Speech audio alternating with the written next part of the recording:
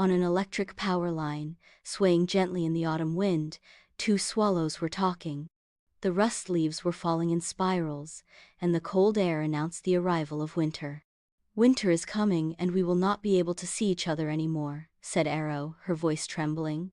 She was a sensitive swallow, who was always worried about any change in the weather. Swiftwing, her lifelong friend, was more optimistic by nature, and always tried to encourage her. "There have been other winters, but here we are, alive and well," Swiftwing replied, smoothing her shiny feathers. Arrow flapped her wings, restless. "You say that because you live under the roof of a new house, and it is always warm there. But I live under the eaves of an old house, and when the wind blows I shiver from the cold," she complained, her beak lowered.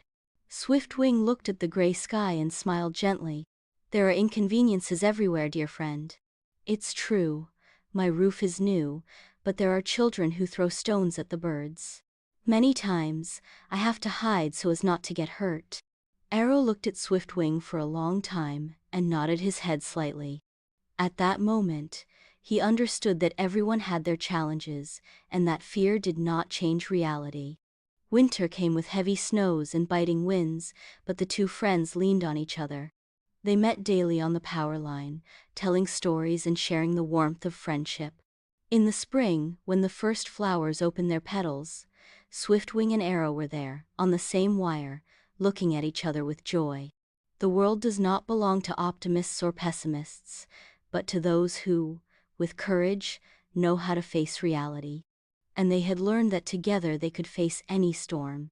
The end.